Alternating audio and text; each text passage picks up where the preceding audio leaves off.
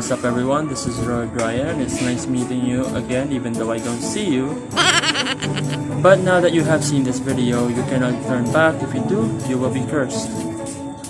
Well, I'm just kidding. Who even believes in that stuff? So for today's vlog, we're going to feature the top 5 helpful tips for when voting. First, join me as we discover the top 3 presidential bets in 2022 polls. So let's start.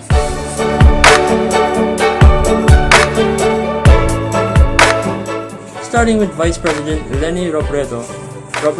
She said her administration will focus on increasing the government support for the country's healthcare workers who have suffered from the low pay, lack of benefits, and mountain of workload at the front line of the fight against COVID.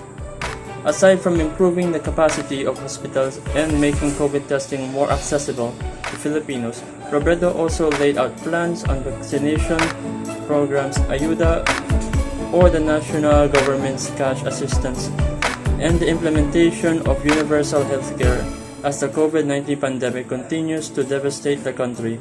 Second on the list, we have Bongbong Marcos Ferdinand. Bongbong Marcos Jr., son of the late Philippine dictator Ferdinand Marcos, will run for president in 2022. In a move that aims to complete the family's return to power 35 years after they were ousted by the civilian-backed military revolt and forced to flee the country, BBM platforms are regard to the COVID pandemic, economic recovery, drug war against West Philippine Sea, peace talks with the communist rebels, same-sex marriage, and LGBTQ+ rights, many more.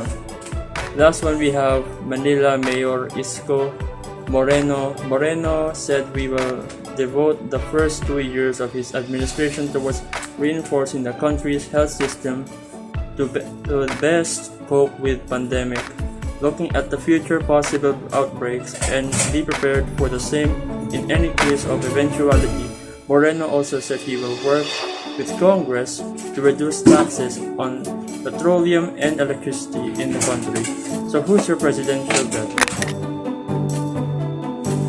1. Realize your one vote. We need to remember that the power of every single Filipino. Kailangan maisimulat natin yan sa lahat ng ating mga kababayan, lalo na sa kababataan.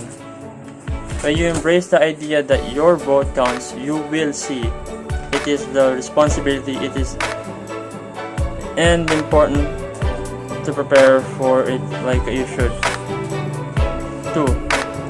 Know the difference between promises and performance.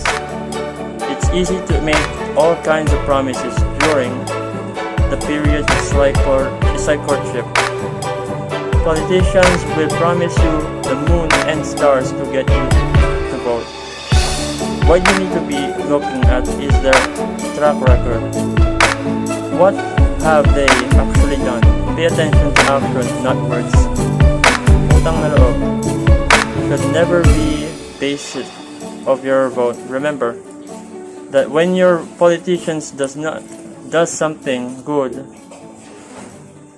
for your community or even for your family, what they spent isn't coming out of their own pockets, which is why there's no excuses for those traps, their names or faces.